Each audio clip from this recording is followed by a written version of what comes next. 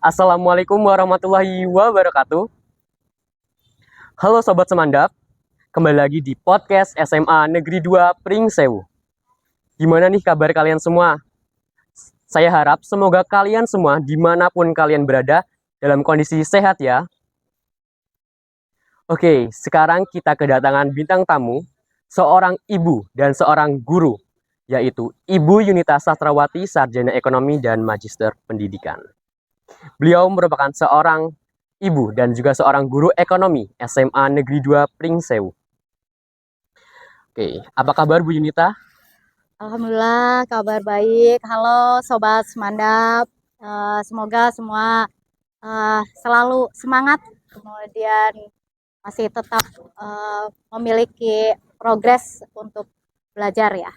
Tidak lupa saya mengucapkan selamat Hari Kartini kepada Bu Yunita dan seluruh penonton yang menonton tayangan ini. Semangat Kartini menjadi bukti bahwa wanita yang memiliki pendidikan tinggi akan menghasilkan anak-anak yang hebat. Oh iya Bu, ngomong-ngomong soal Hari Kartini, kemarin kan kita sudah merayakan Hari Kartini Bu, tanggal 21 April 2024. Nah, sebagai seorang perempuan, menurut Ibu, sosok tokoh Kartini itu seperti apa sih Bu? Dan adakah perjalanan tokoh Kartini yang bisa Ibu tanamkan dalam kehidupan sehari-hari Ibu?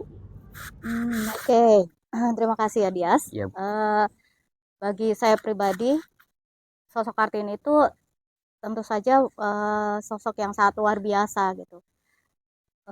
Kenapa? Karena di zaman yang sedemikian terbatasnya sudah ada seorang perempuan yang punya pola pikirnya tuh visioner, yang maju sekali. Di saat orang lain mungkin berpikirnya masih yang penting saya bisa menjalani hidup gitu kan. Tapi beliau sudah berpikir untuk kedepannya perempuan tuh harus seperti apa.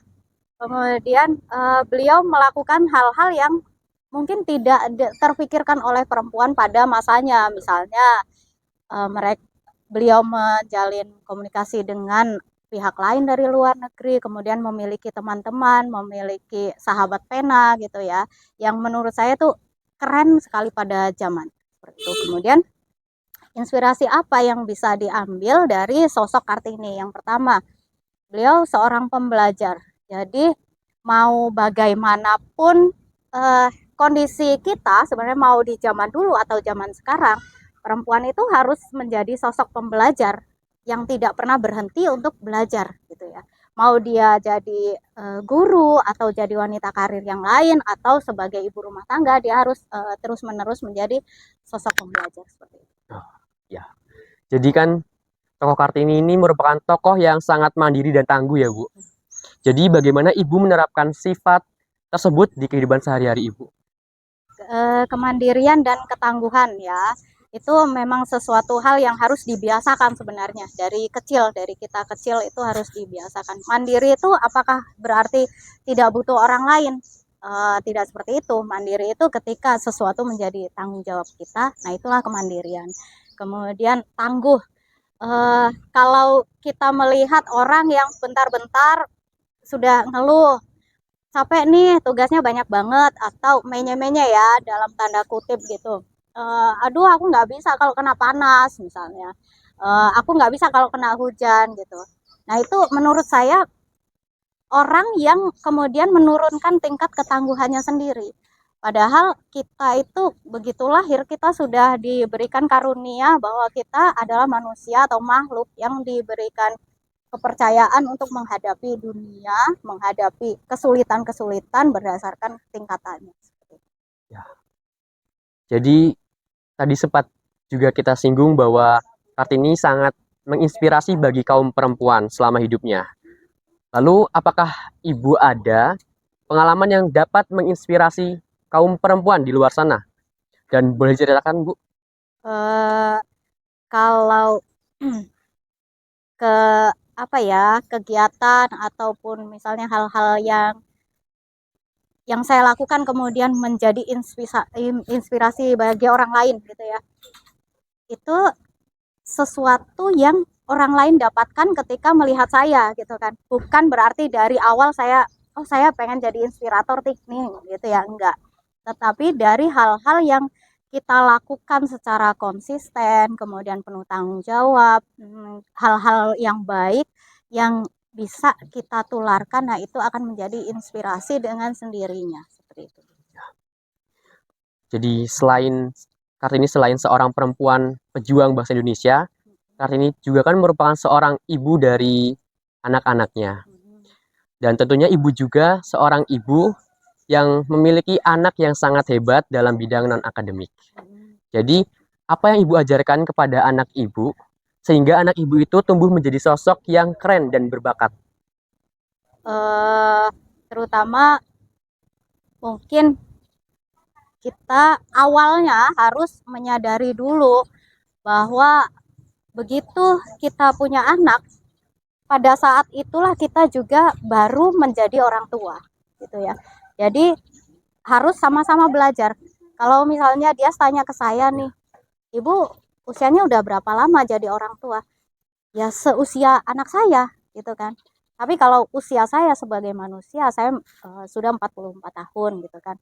Nah, sebagai orang tua atau sebagai ibu ya baru 18-an tahun, gitu kan ya. Nah, jadi begitu punya anak, kemudian anak saya lahir, pada saat itulah saya belajar lagi bagaimana sih sebenarnya untuk membersamai anak, gitu kan. Bahwa ketika anak saya lahir, dia ini sosok mandiri, sosok unik, dan bukan saya dalam versi yang berbeda, gitu. Nah, jadi bukan berarti harus mengajarkan ke anak kamu pokoknya harus begini-begini dengan pemaksaan, tidak, tetapi bagaimana kita belajar bersama. Jadi orang tua juga mengajarkan sifat kemandirian terhadap anaknya ya, Bu. Lalu bagaimana ibu mengajarkan kemandirian itu kepada anak ibu? Oke. Eh, Kadang ada yang berpendapat bahwa mandiri itu ya anak harus dilepas gitu dari awal gitu sedini mungkin. Misalnya ini misal ya ada yang mengatakan bahwa oh, anaknya udah SMP misalnya. Eh, Ya udah sih tinggal beliin kendaraan aja, beliin motor supaya dia nggak ketergantungan. Buat saya itu bukan kemandirian gitu. Mandiri itu tidak harus seperti itu bentuknya ya. Tetapi memberitahukan kepada si anak bahwa ini loh yang jadi tanggung jawab kamu. Kamu misalnya sebagai pelajar, dia sebagai siswa. Mandirinya dia itu apakah harus cari uang sendiri kalau misalnya orang tuanya itu mampu? Enggak kan? Nah, dia harus mandiri dalam mengelola apa yang menjadi tanggung jawab dia gitu. Belajar misalnya, kemudian ada tugas itu nggak harus orang tua yang ngerjain. Nah, atau dia tahu tanpa harus dikasih tahu, nggak harus dimarah-marah misalnya bahwa oh ini waktu saya untuk belajar, ini waktu saya untuk main misalnya. Nah, jadi nggak sampai orang tua yang terus-terusan mengingatkan seperti itu. Jadi mandiri di sini bukan berarti mandiri yang melepaskan anak secara langsung bebas. Melainkan mandiri di sini mendidik anak bahwa hidup itu tidak akan selalu mengandalkan orang lain karena dirinya sendiri perlu yang namanya hidup mandiri. Jadi mandiri itu bukan berarti orang tua melepaskan anaknya secara bebas, melainkan orang tua memberi porsi kepada anaknya untuk dapat menyelesaikan tanggung jawab yang mereka punya. Nah, Bu, saya pernah dengar nih, Bu, istilah orang tua itu tahu mana yang terbaik untuk anaknya. Menurut saya nih, Bu, istilah tersebut itu sangat memaksa, kayak kedengeran memaksa gitu, Bu. Jadi, bagaimana tanggapan Ibu terhadap pernyataan tersebut? Sebelum saya jawab ya, Ya. dia setuju nggak dengan pernyataan seperti itu? Bahwa orang tua itu yang paling tahu tentang anaknya gitu. Kalau saya pribadi ya, Bu, tidak. Karena orang tua itu belum tentu tahu yang mana yang baik untuk anaknya. Contoh saja, saat memilih perguruan tinggi, Bu. Anaknya misal, dia lebih condong ke soshum, tapi orang tuanya ini sangat ingin anaknya masuk saintek. Padahal orang tuanya tahu bahwa anaknya sangat tidak tidak condong dalam bidang tersebut, tidak ahli dalam bidang tersebut. Jadi menurut saya itu tidak benar, Bu. Cara tersebut kurang tepat. Oke, jadi dari sisi anak seperti itu Iya, ya. Bu. Nah, kalau saya sebagai orang tua, ini sisi saya sebagai Iya, Bu. orang tua. Kalau saya sebagai orang tua yang konvensional, yang zaman dulu misalnya ya, ya saya pengennya anak saya kuliah di jurusan kedokteran, nanti jadi dokter spesialis, punya kerjaan yang sudah tetap istilahnya jadi ASN atau apa gitu kan ya. Itu pemikiran yang zaman dulu banget gitu kan. Nah, sementara kalau kita lihat eh, fenomena zaman sekarang, orang sukses itu yang seperti apa sih sebenarnya, ya kan? Ya. Kalau sukses sendiri menurut dia kayak apa? Kalau menurut saya, sukses itu tidak terhitung dari materi, Bu. Sukses itu terhitung dari pencapaian kita. Seberapa besar pencapaian kita itu udah menandakan kesuksesan kita.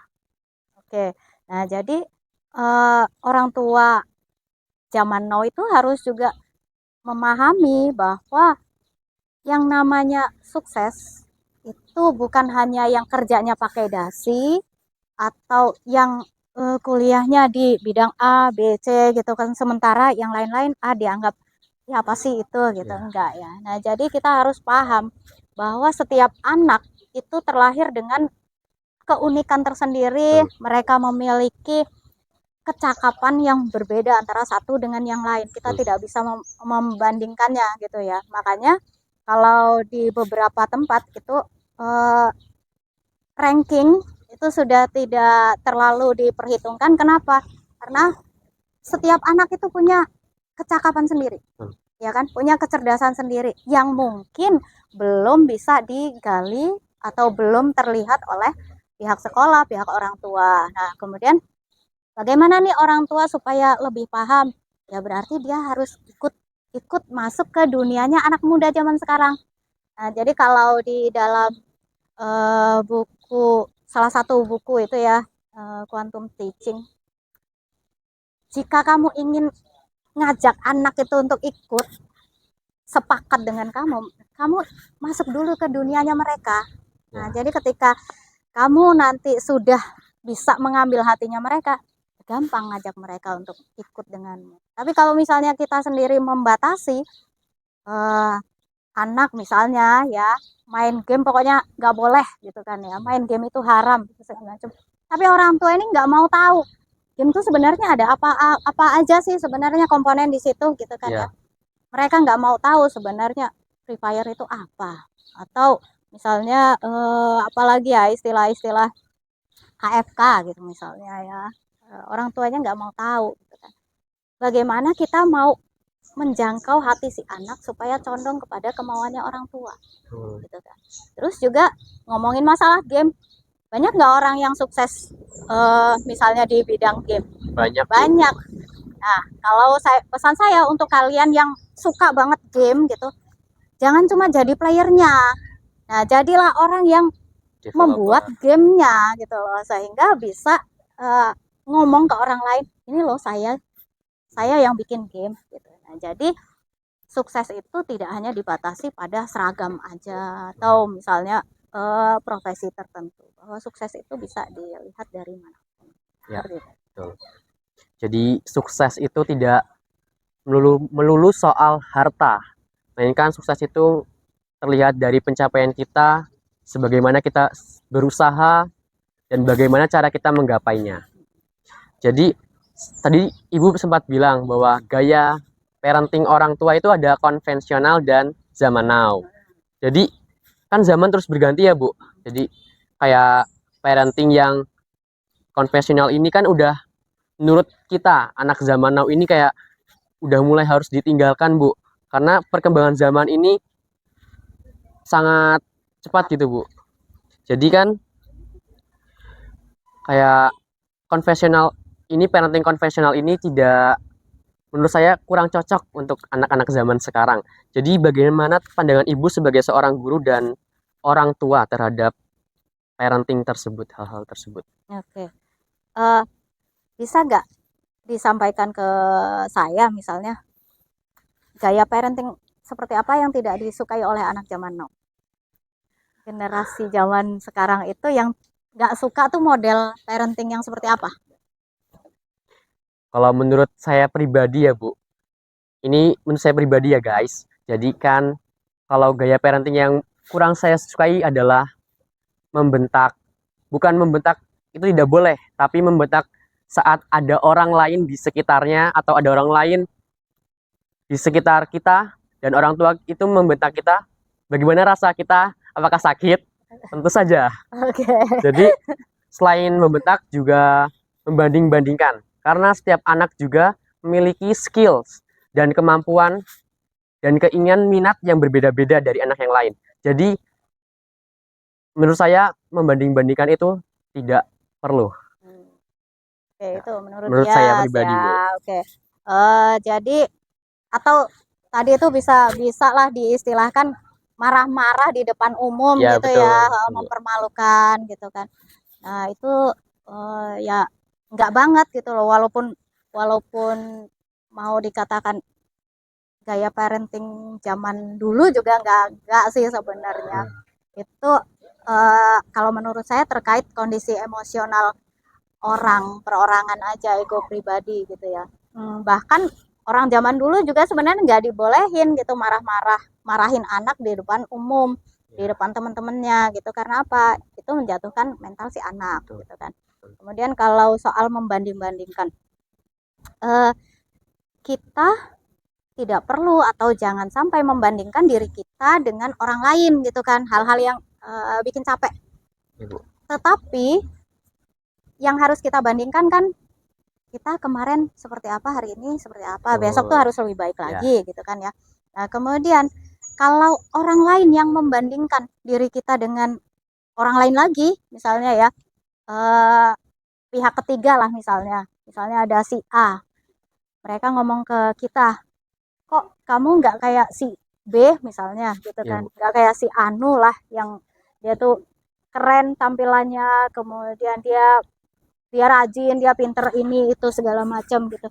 Itu hal di luar diri kita.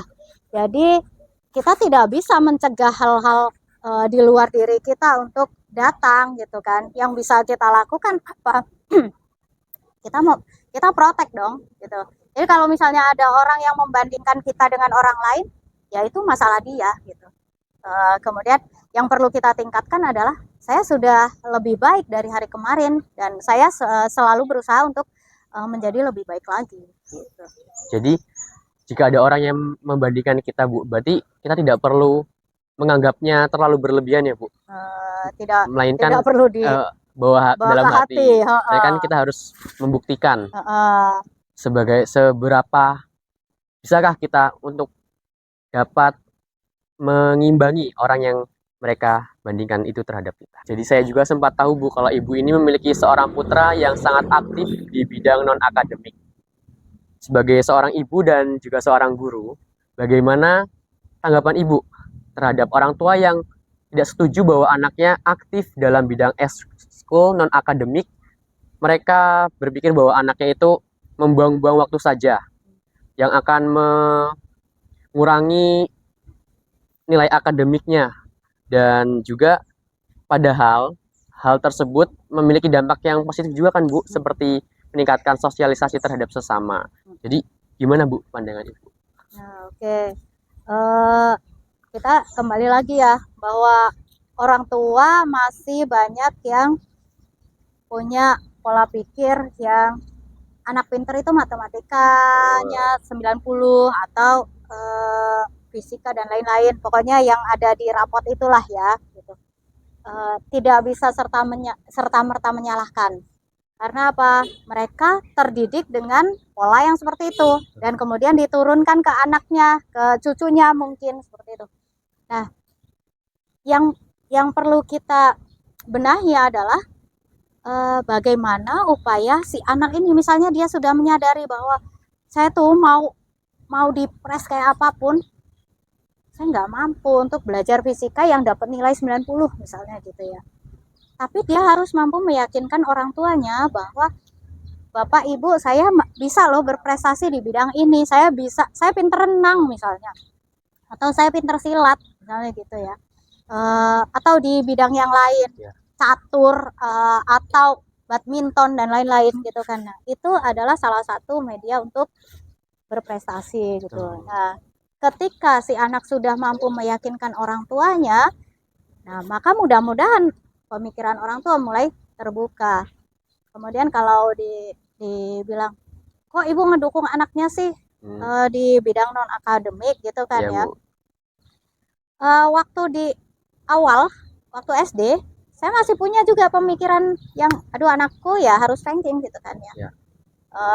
Dan kebetulan waktu itu sempat ikut Olimpiade Sains juga IPA gitu. Kemudian begitu waktu berjalan, dihadapkan pada beberapa pilihan kan. Mana nih yang bikin kamu paling nyaman? Ketika dia olahraga, dia merasa, ya aku menang tapi aku badanku sakit semua gitu kan. Oh, ya kalau kamu nggak nyaman nggak usah. Kemudian ketika SMP ditanya lagi karena harus pilih salah satu tuh, mau pilih sains atau seni. Ya pilih seni. Oke, kamu nggak apa-apa, pilih itu dan pertanggungjawabkan gitu. Nah itu sampai ke pilihan kuliah gitu kan ya, artinya mungkin orang lain berpikir ngapain sih kuliah di jurusan seni, jurusan musik itu yang kayaknya masa depannya ada nggak gitu kan. Tapi saya bilang sebagai orang tua, saya mendukung penuh apa yang menjadi minat kamu, dan itu yang harus kamu pertanggungjawabkan gitu ya. Karena yang mau menjalani kuliah kan si anak. Nah, kalau ke orang tua zaman sekarang, pesan saya sebenarnya begini. Bapak Ibu, tolonglah lihat anak-anak kita itu sebagai pribadi yang utuh, yang punya sesuatu yang bisa mereka banggakan gitu kan ya. Ibaratnya berlian itu ada kalanya kita galinya harus dalam banget gitu kan ya. Ada juga yang baru nyangkul sekali dapat. Nah, mungkin ada kalanya anak kita, anak bapak ibu semua itu perlu effort yang lebih untuk menggalinya gitu. Nah, jadi kalau ada yang punya prestasi di ekskul atau bidang non akademik, ayolah kita dukung. Selagi itu tidak merugikan orang lain, selagi itu bermanfaat. Gitu. Karena hidup manusia itu dinilai dari kemanfaatannya. Atau mungkin saya pernah beberapa kali ngomong bahwa kalau dalam istilah Jawa, urip iku urup gitu kan ya, urip iku urup. Nah, kalau dicontohkan dalam bentuk barang, bola lampu itu akan bermanfaat itu kalau dia nyala kan. Ya, kita mengatakan bola lampu itu hidup kalau dia ada nyalanya. Ya. Kalau misalnya kita pasang udah dicetek-cetek nggak ada nyalanya, berarti dia mati kan.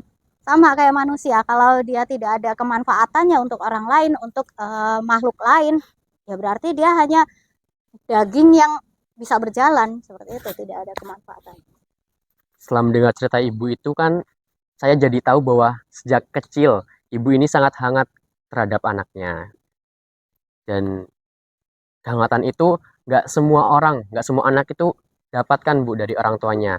Banyak anak yang cenderung tidak dekat dengan orang tuanya, entah itu saat mereka beranjak dewasa ataupun saat mereka kecil.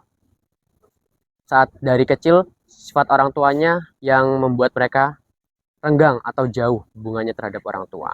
Jadi, bagaimana cara kita memperbaiki hubungan tersebut agar kita sebagai anak lebih dekat atau lebih hangat lagi kepada orang tua?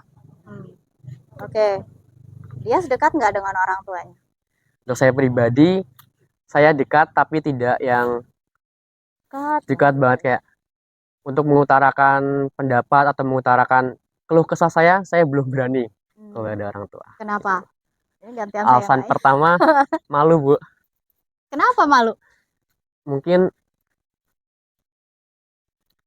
kayak saya dari kecil sangat dimanjakan Bu ya.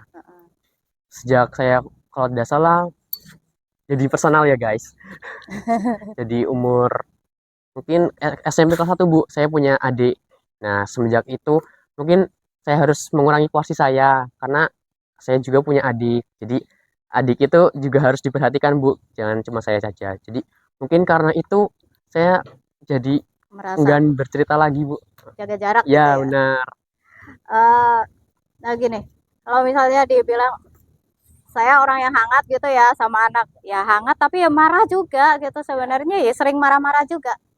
Eh, jadi gini, waktu anak saya masih SD SMP, Hmm.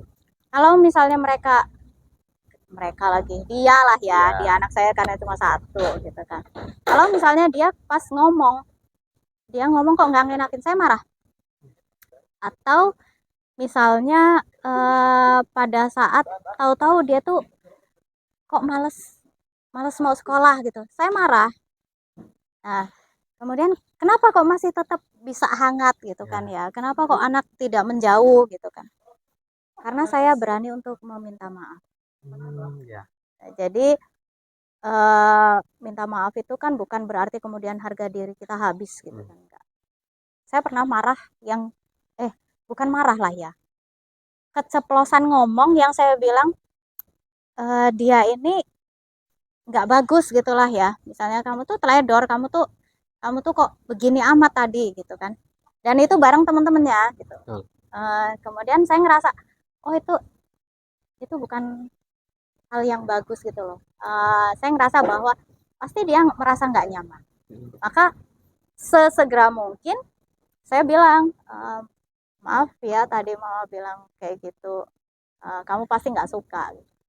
Nah, apakah hal itu serta merta terjadi? Tidak kan, perlu keberanian, perlu sesuatu hal yang apa, memang kita itu menyadari orang tua juga bisa salah. Nah, maka untuk orang tua di luaran juga jangan ragu kalau misalnya kita itu salah, ya minta maaf sama anak gitu kan. Atau misalnya kita meninggalkan anak dalam waktu yang lama, atau kita ternyata ada hal-hal yang misalnya nih anak butuh kita untuk curhat, ternyata kok kita mengabaikan gitu kan. Nah, kita perlu meminta maaf, minta tolong gitu kan.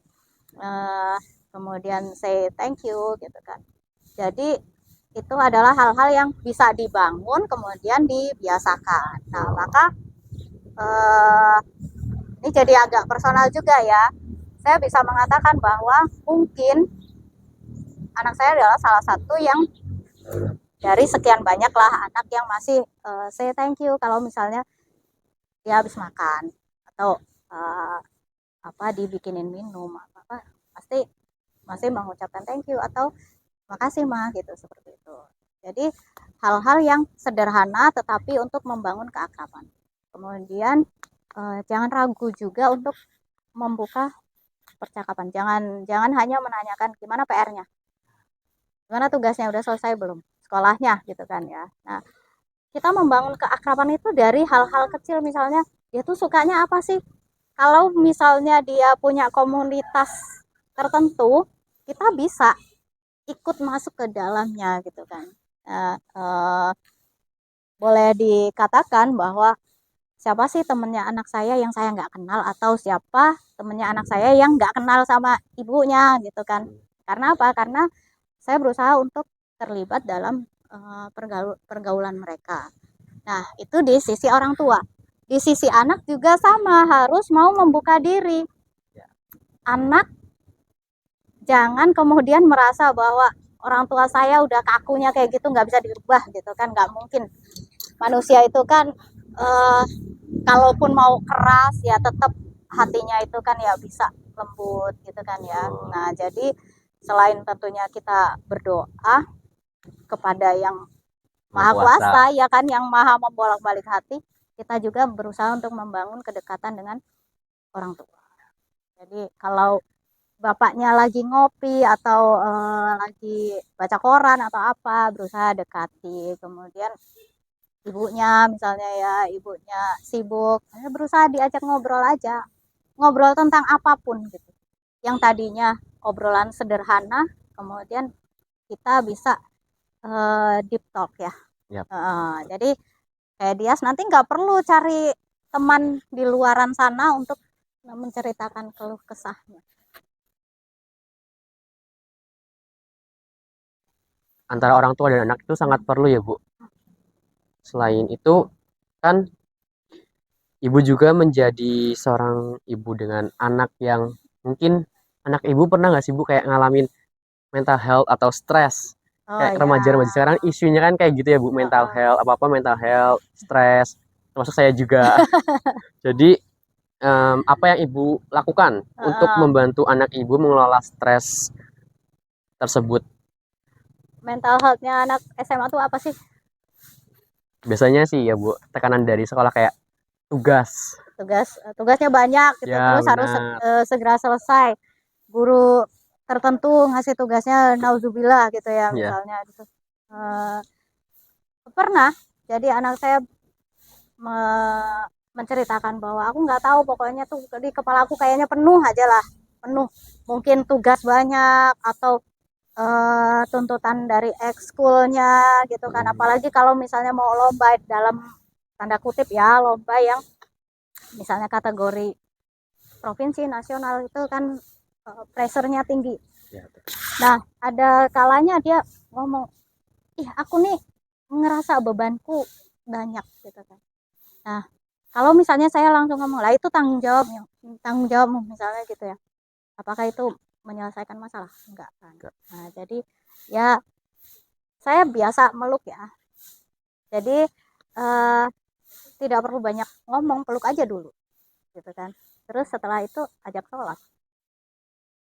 Nah, terus kenapa kok saya bilang peluk aja dulu gitu? Karena pelukan ya terutama ke anak ya, anak ke orang tua, bukan ke yang Yang lain lain-lain ya. gitu kan ya. Itu efeknya lebih dari beribu kata. Jadi anak merasa bahwa oh saya tuh punya support system. Saya ada yang melindungi. Nah, kemudian dia ajak bicara pelan-pelan bahwa setiap orang pasti ada tingkat stresnya masing-masing. Setiap tingkatan kamu kelas 10 itu ada stresnya, 11 makin jadi nanti ketika kuliah, nah itu stresnya juga akan Lebih tinggi lagi. lebih tinggi lagi. Nah, jadi itu sebenarnya adalah proses untuk kalian menghadapi permasalahan. Seperti itu. Jadi kan tadi ibu cerita sebagai sudut pandang dari seorang ibu. Nah, sekarang sudut pandang seorang guru ini gimana, Bu? Supaya kita tidak merasa tertekan akan tugas yang diberikan oleh guru terhadap kita. Karena banyak banget, Bu, anak-anak atau murid-murid yang merasa tertekan karena tugas tersebut. Kayak contohnya teman saya, Bu. Dia ini suka menyepelekan tugas. Karena itu dia suka nyalain guru karena tugasnya banyak.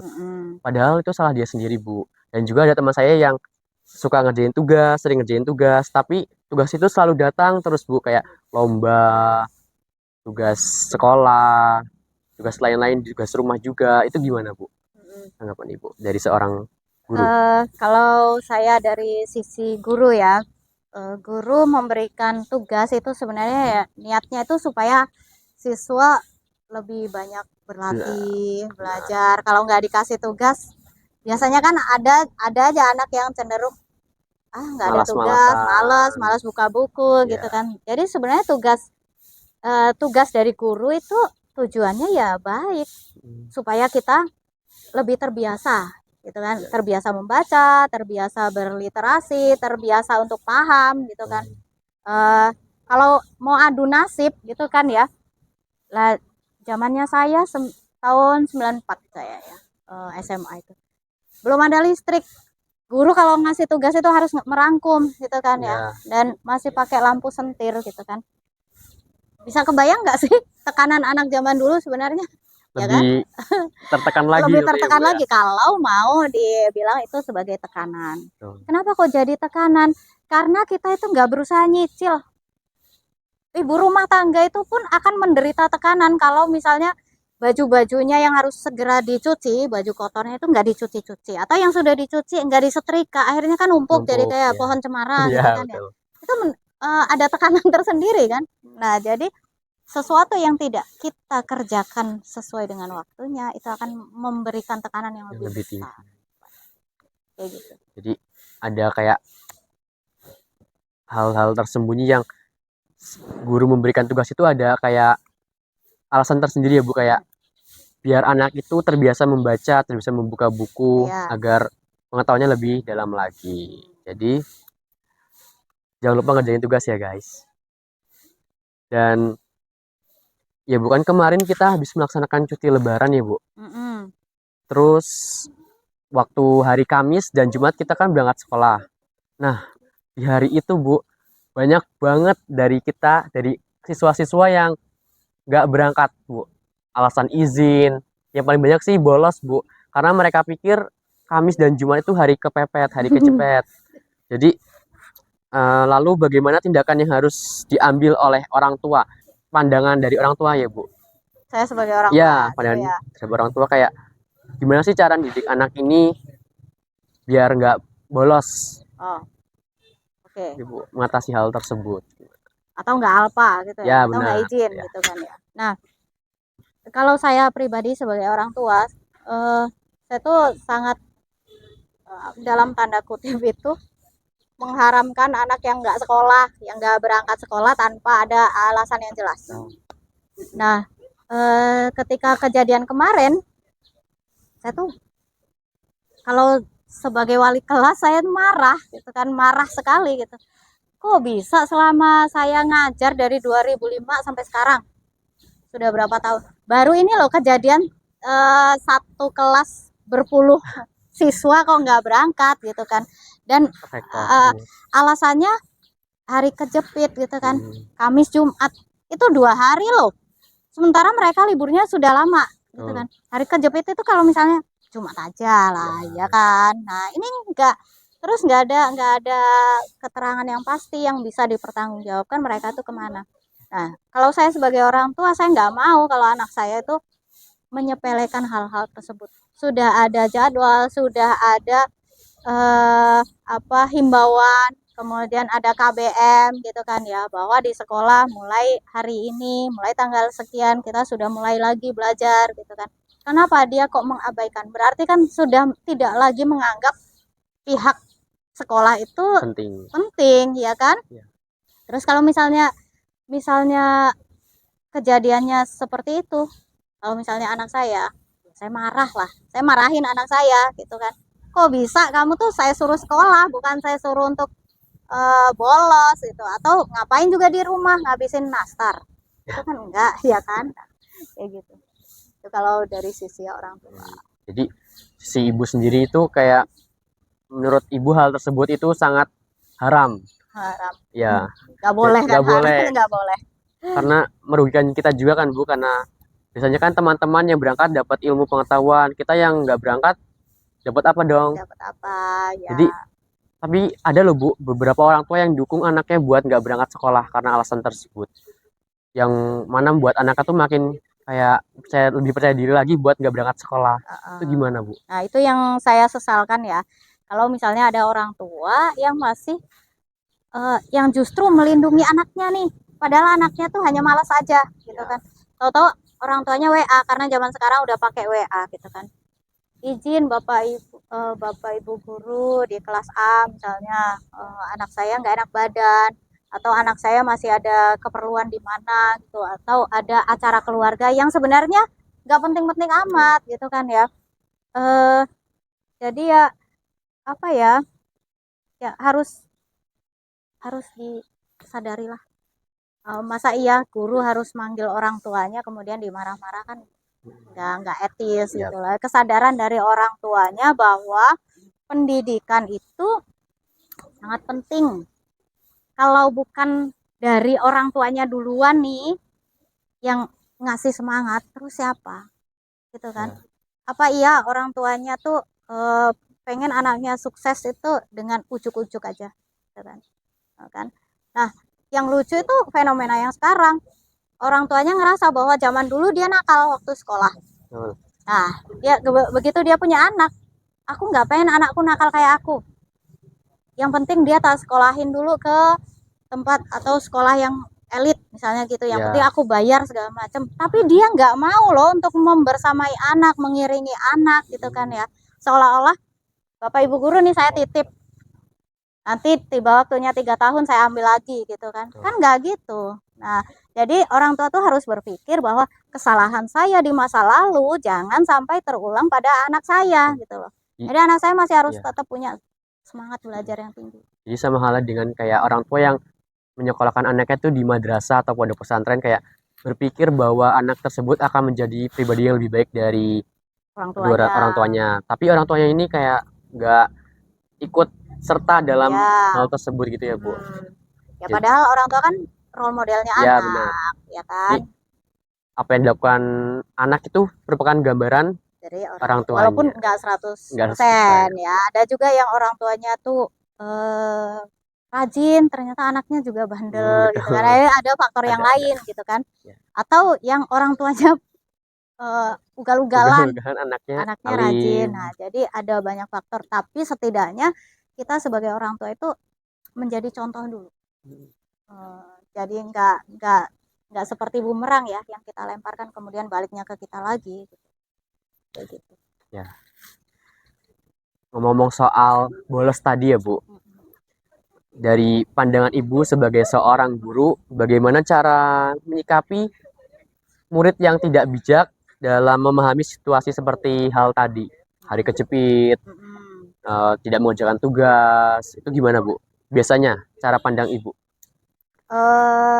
Gini, ngajak anak zaman sekarang itu untuk yuk ikut yuk ke arah kebaikan itu kayaknya lebih sulit ya. Kenapa? Karena mereka mainnya logika gitu kan. Ini logis nggak sih gitu kalau misalnya saya dibilang kalau kamu nggak nurut nanti dosa loh. Dosa itu sesuatu yang seperti apa gitu. Mereka tuh mikirnya logis nggak? Kalau nggak logis nggak ikut lah gitu kan. Nah, kalau misalnya ayo rajinlah sekolah, rajinlah belajar untuk masa depanmu. Jangan kemudian lantas kamu nanti jadi gembel loh kalau kamu nggak sekolah. Nah itu nggak logis untuk anak-anak zaman sekarang ya kan. Mereka butuhnya itu contoh yang lebih konkret bahwa kalau kita belajar kita bisa kita lebih pede.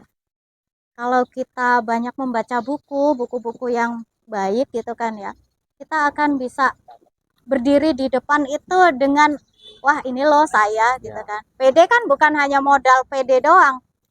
PD itu harus ditunjang dengan hal-hal lain. Misalnya, kalau berdiri di depan atau bicara depan kelas PD nggak? Kalau saya pede, Bu. PD. Kenapa? Ya, karena melatih mental juga, Bu. Kayak latih kepercayaan diri, mental. Nanti kan kita juga nggak bakal hidup sendiri, Bu. Karena kita makhluk sosial. Jadi perlu berinteraksi sama manusia gitu, Bu. Nah, untuk bisa berdiri di depan dengan percaya diri itu kamu punya modal nggak? Punya, Bu. Apa? Sifat keinginan, ingin maju. Kemudian belajar nggak? Belajar. Tentu saja. Oke, nah itu adalah salah satu modal untuk orang menjadi percaya diri. Tapi kalau misalnya orang nggak ilmunya nggak cukup, duitnya nggak cukup, misalnya gitu kan ya, kemudian physically dia tuh nggak ada yang bisa dibanggakan misalnya gitu ya. Terus dia mau pede dari mana? Nah maka kalau misalnya saya pribadi, secara fisik udah kecil gitu kan ya, nggak gampang kelihatan gitu kan ya. Orang tuh mau melihat saya di awal pasti kan, siapa sih nih orang gitu kan. Nah berarti saya harus cari hal lain untuk saya bisa percaya diri, untuk saya bisa ngomong di depan itu apa. Kalau misalnya uang, boleh saja orang lain itu percaya diri dengan memiliki banyak uang, tapi kalau misalnya uangnya habis, PD-nya habis dong. Nah, kita berusaha untuk bisa PD dengan modal yang ketika kita bagi-bagikan itu nggak habis, justru nambah. Nah, itu dengan ilmu gitu kan. Jadi kan kalau Ibu sendiri itu menyikapi hal tersebut dengan cara motivasi ya, Bu. Nah, ada nih, Bu. Mohon maaf ya Bapak Ibu guru, banyak yang Bapak Ibu guru kayak ngebentak atau pakai fisik untuk menertibkan siswanya. Menurut saya itu oke sih. Karena membuat anak yang nakal sekali jadi lebih jerah. Tapi kalau hanya motivasi saja, anak yang bandel itu menurut saya kurang, Bu. Itu gimana, Bu? Oke, jadi perlu fisik gitu ya. Bukan kayak maksudnya perlu teguran lebih lagi, jangan tidak hanya ini motivasi. Karena kan setiap orang itu beda-beda Bu, kayak udah dikasih tahu ini tapi tetap ngeyel kekeh sama pendiriannya yang menurut orang lain itu apa ya, kurang baik gitu Bu. Padahal dia juga tahu kalau itu kurang baik tapi tetap ngelakuin. Jadi kita tidak bisa menyamaratakan perlakuan kita kepada setiap siswa. Ada siswa yang baru kena omongan dikit aja nangis. Kayak saya juga kalau saya nonton hal-hal tertentu, misalnya kekerasan terhadap hewan itu nangis juga kan ya. Nah, ada juga orang yang harus digebuk dulu ini supaya bisa jalan gitu kan ya. Nah, berarti kan harus ada diferensiasi. Bagaimana ke anak ini si A, si B, si C. Kalau dengan dikasih nasihat aja dia sudah bisa berubah ke arah yang lebih baik, berarti kan nggak perlu pakai hukuman atau teguran yang lebih keras gitu. Nah, yang disayangkan adalah kalau ada anak yang sudah ditegur baik secara fisik maupun verbal misalnya, dia nggak berubah. Nah, itu seolah-olah seperti kita itu ngedorong mobil yang mesinnya mogok, nggak ada BBM-nya, ya kan? Pada saat tertentu di tanjakan itu nanti kita yang ngedorong itu justru akan malah kelindes, ya kan? Karena mobilnya mundur. Atau kita mendorong gerobak yang sapinya mogok, atau yang punyanya ini gila misalnya. Kita dorong sapinya mogok, yang punya marah gitu kan. Nah, seperti itu. Jadi usahakan juga sebagai siswa atau sebagai anak itu juga bisa berefleksi ya, seperti kita bercermin. Kalau kita bercermin kan ngelihatnya ada jerawat nggak sih di muka saya, atau misalnya kok rambutku kurang rapi, oh jilbabnya kok warnanya nggak serasi gitu kan. Nah, kalau misalnya udah kelihatan seperti itu, kita berusaha memperbaiki diri kan. Ya, betul. Nah, berarti refleksi dibutuhkan baik oleh siswa maupun guru ataupun orang tua. Kayak gitu. Wah, nggak kerasa ya teman-teman, kita udah ngobrol sama Bu Yunita selama hampir lebih atau bahkan lebih dari 30 menit ya Bu. Ya. Jadi kesimpulan yang dapat saya ambil adalah komunikasi yang efektif antara orang tua, anak, dan guru akan menciptakan iklim pendidikan yang kondusif. Jadi, sebelum kita akhiri podcast kali ini Bu, ada nggak sih Bu pesan atau quotes dari Ibu sebagai pemanis untuk penutup kali ini? Oke, quotes dari saya. Jadi ada satu kalimat itu dari Oscar Wilde kalau nggak salah ya. Sudah lama sekali saya baca bukunya itu. Jadi dikatakan bahwa tidak ada satu orang kaya pun yang mampu membeli kembali masa lalunya sendiri. Artinya apa? Bahwa yang namanya nyesel itu pasti belakangan. Betul. Nah, maka usahakan sebaik mungkin apa yang bisa kamu lakukan hal terbaik saat ini gitu, supaya tidak menjadi sesuatu yang disesali di masa yang akan datang gitu ya. Oke, itu sih. Wah, terima kasih banyak ya Bu atas waktu dan pembelajaran yang telah Ibu berikan kepada kita. Semoga pembelajaran yang Ibu berikan dapat bermanfaat bagi kita semua, entah itu seorang orang tua, anak maupun guru dalam hal parenting. Jadi untuk menutup podcast kali ini, saya punya quote sekaligus moto hidup saya, yaitu tetap melangkah ke depan, ke belakang, ambil pengalaman. Terima kasih. Wassalamualaikum warahmatullahi wabarakatuh.